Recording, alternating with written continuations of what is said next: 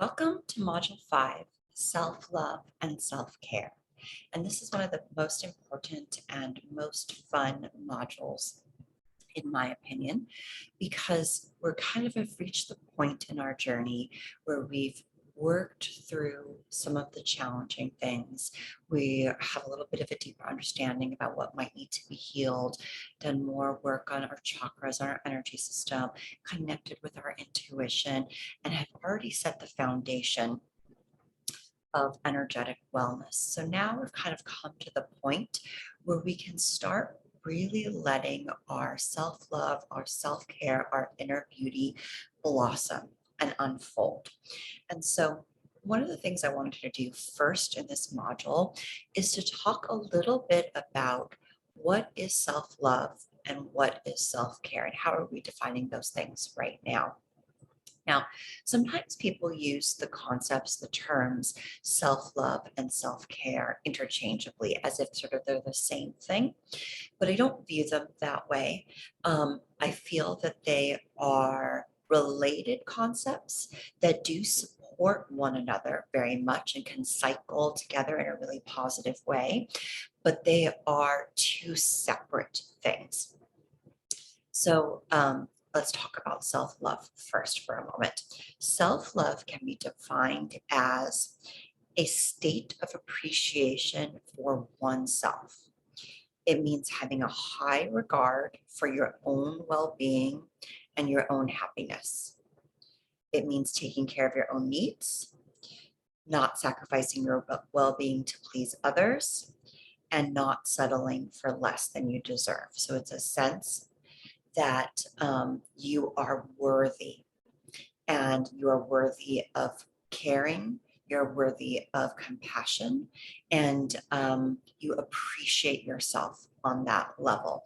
And let's go back to that word compassion for a second. I think this is a really important point of self-love that I would like to flesh out, which is self-love also includes self-compassion. And that can be defined as a sense of kindness, compassion, and grace toward yourself when you experience personal feelings, failures, challenges. How do you view those things? Are you as kind to yourself as you would be to another person, to your best friend, to a loved one, to a child?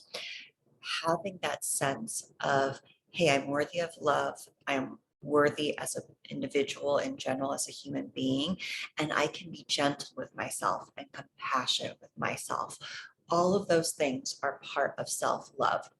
So I really view self-love as an internal state and a feeling that we can cultivate and have grow for ourselves and within ourselves. And then self-care can come in as a related concept. So let's talk about self-care for a second. Self-care are actions you can take that are about nurturing and caring for yourself. So these are things like taking care of your physical body, eating in a balanced, healthy, nutritious way that feels right for you, moving your physical body in a way that promotes a sense of love and acceptance for it. Mentally, it's about speaking to yourself kindly and with love. Spiritually, it's having a sense of connection to the divine and feeling love and support from the divine. Um, Emotionally, it's about having ways to cope with your emotions that feel healthy and loving to you. um, Going back to the physical body, this can also be things like, rituals that help you feel pampered, that help you take care of yourself. There is a reason why people say, like, Sunday self-care, let's do our, face masks or take a nap. It's not really about, when we think about those things, just the superficial, like causing yourself to look a certain way. It's about doing things that let you feel connected to yourself as a beautiful divine being. Let me see what else can kind of go in there.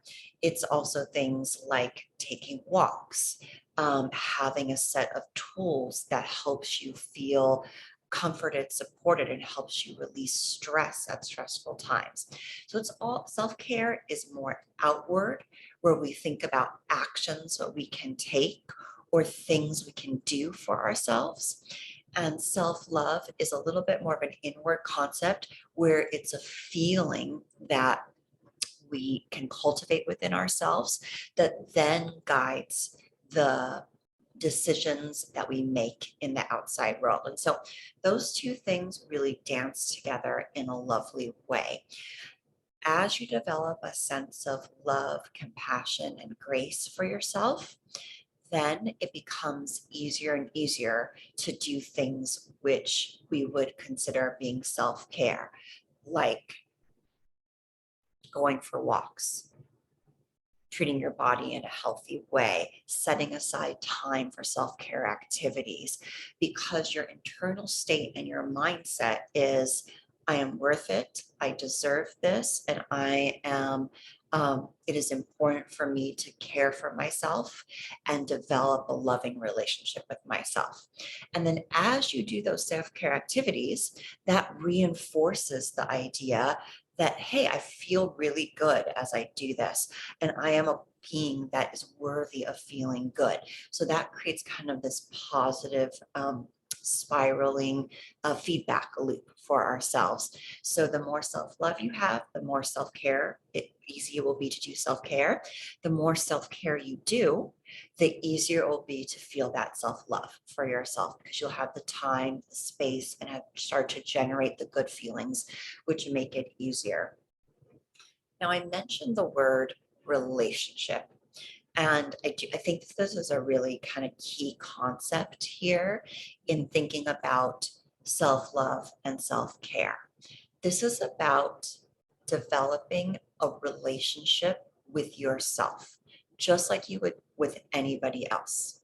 When you're making a friendship or making a romantic connection, what do? You take time to get to know the person. You set aside time for them in your schedule. You try to do activities with them that they enjoy and that you enjoy. You share things that are maybe intimate and personal.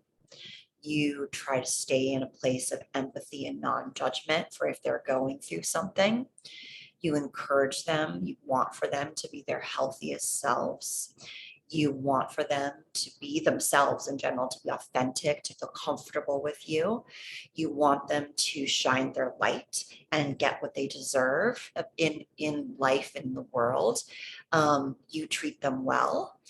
So those are all things that you would do if you were developing a relationship with someone else. So we need to really focus in on, how have I developed a relationship with myself?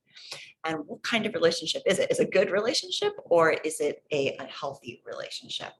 And so when we start to shift our focus to, how can I make my relationship with myself the best, most healthy relationship possible, this provides a new lens to look at yourself through and to start doing the behaviors and cultivating the mindsets that you need in order to come into deeper self-love and then self-care.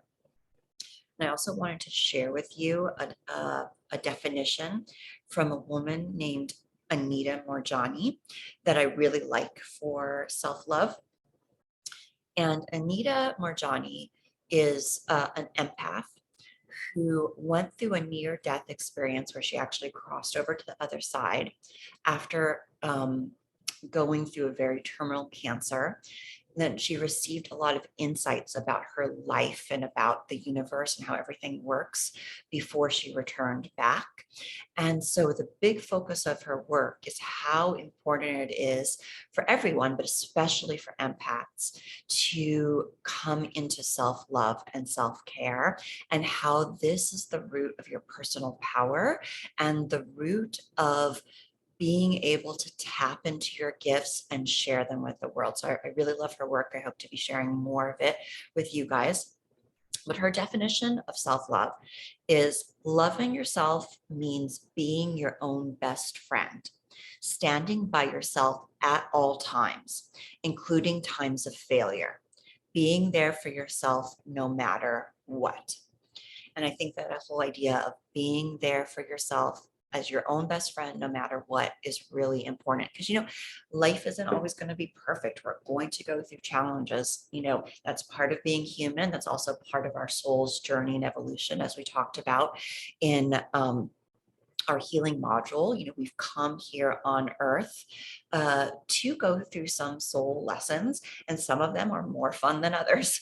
And so when you're going through those challenging times, you can still be in a state of self-love, and that makes everything go much more smoothly.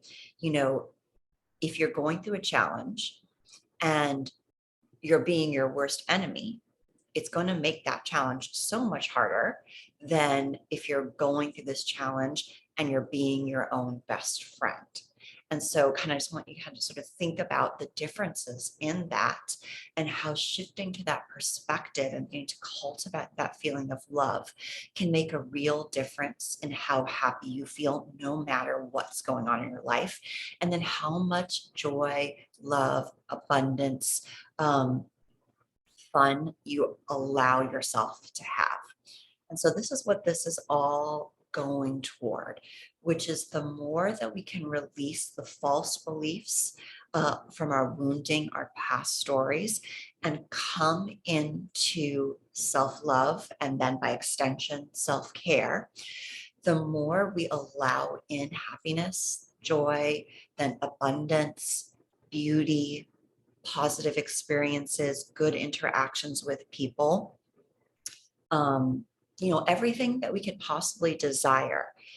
It all comes from a state of knowing that we are worthy of experiences, those things. And the more that we feel filled with love, the more love is reflected back to us by our reality and by the universe. So that's why we're really kind of diving deep into self-love and self-care in this module. So I hope those definitions have been helpful for you and have given you some things to think about. I will see you in our next video, where we go a little deeper into self-love and some ways to cultivate that for yourself. I'll see you there.